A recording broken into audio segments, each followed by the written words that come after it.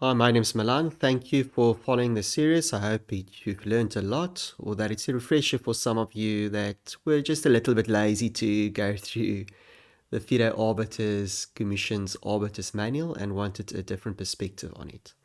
I hope you enjoyed it. Please click the like buttons. Please subscribe to make these things possible. We're busy with the Arbiters Manual, and I'm just showing you how you can quickly browse through it.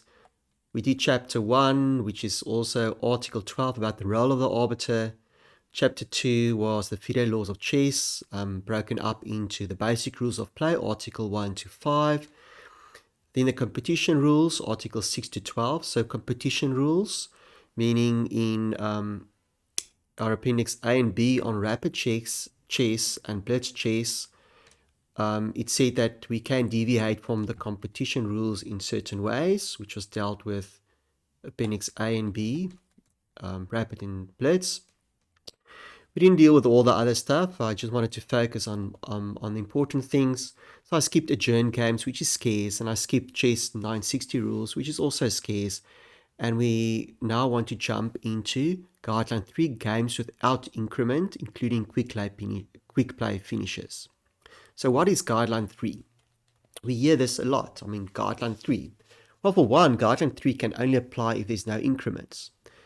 And that's quite a trick question about what's increments. And yes, it's also in the manual. If you go in the manual, it will state that increments is actually between 2 and 60 seconds. So if there's increments that's less than 2 seconds, well, then it's not an increment. So if it's a blitz tournament of 5 plus 1, well, that one doesn't count as an increment. Or if it's 30 minutes with an increment of 1 second, well, then it's also without an increment.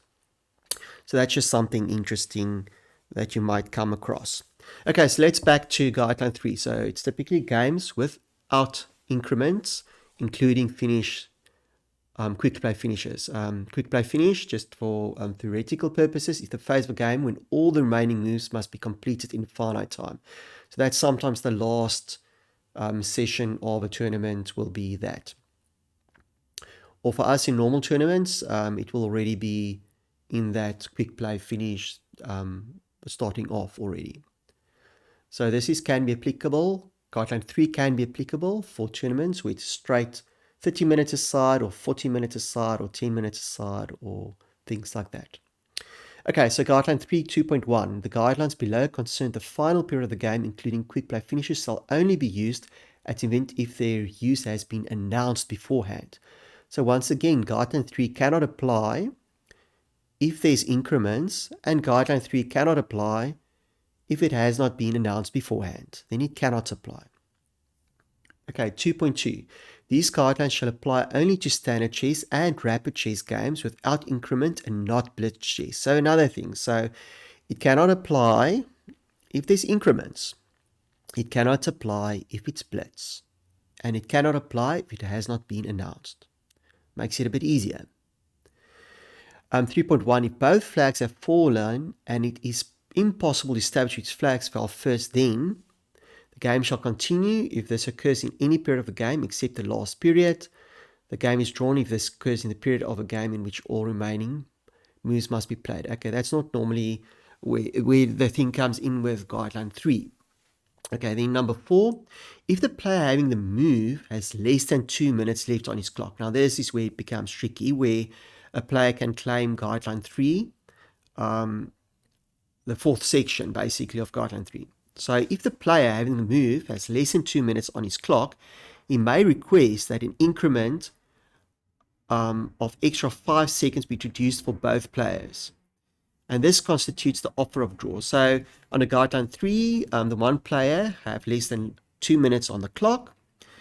It was announced that it's under Guideline 3, and he's asking the arbiter that he wants to have 5 seconds introduced for both players.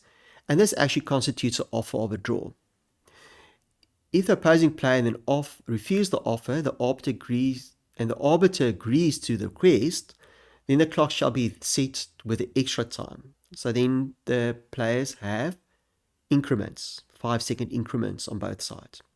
The opponent shall be awarded 2 extra minutes and the game shall continue. So there's some compensation then for opponent, seeing that the time has increased now with the increments. Okay, number 5. If Article 3.4 does not apply, and the player having the move has less than 2 minutes left on the clock, he may claim a draw before his flag falls.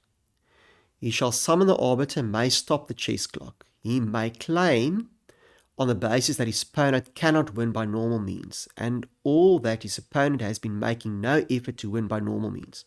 So that's a tricky one. So the one, he's saying that the opponent, it's impossible for the opponent to win, so the opponent might only have a king on the board. And the second claim is a bit more tricky, saying that the opponent's not making effort to win, which is a bit of a tricky one. So he's saying the opponent's playing for time. Then 5.1, if the arbiter agrees the opponent cannot win by normal means, so that might be more straightforward. The other one being not so straightforward, or that the opponent has been making no effort to win the game by normal means, then the game can be declared a draw. Otherwise, he shall postpone his decision and reject the claim. So typically, he might postpone his decision and let it continue to play on a bit to see if there's any effort or not. Then he's saying if the arbiter then postpones his decision, and in other words not declaring a draw, the opponent may be awarded 2 extra minutes and the game shall continue, if possible, in the presence of the arbiter. So yes, it's tricky, so the arbiter needs to stick around. The arbiter shall declare the final results late in the game, or as soon as possible after the flag or either player has fallen. He shall declare the game a drawn if he agrees that the opponent of the player whose flag has fallen cannot win by normal means, or that he was making not sufficient attempt to win by normal means. Okay, so yes, the tricky situation. So Guideline 3 is not always played. So if it's not announced that Guideline 3 is applicable, well, then this doesn't apply in the tournament anyway. So it's only when the arbiters announce that the organizers want Guideline 3 to apply that this can actually apply. And then it's when it's only dropping under 2 minutes that you can, it might be a good idea to be aware of this, to grab that extra time that you don't fall into a loss where you win a winning position. Okay, so there's a bit of a note.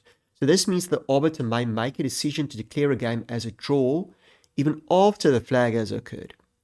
This requires use of digital clocks. A time control with an increment is a much better way of concluding a game.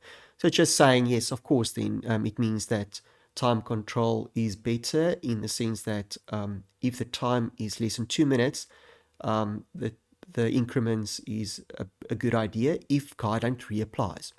Okay, 5.3. If the arbiter has rejected the claim, the opponent shall be awarded 2 extra minutes. The following shall apply when the competition is not supervised by arbiter, etc., etc. So, yes, the first thing that's important, and probably the only thing that's important, is for a player to know how to claim Guideline 3. And that would be, as I said, only applicable if there's no increments, when it's been announced by the organizers, and if your time falls under 2 minutes and you can see the other players stalling for time. I hope you found this interesting. Guideline 3 sure is interesting, although it doesn't apply often. I hope you enjoyed this series. Please hit the like, please subscribe, and enjoy your chess.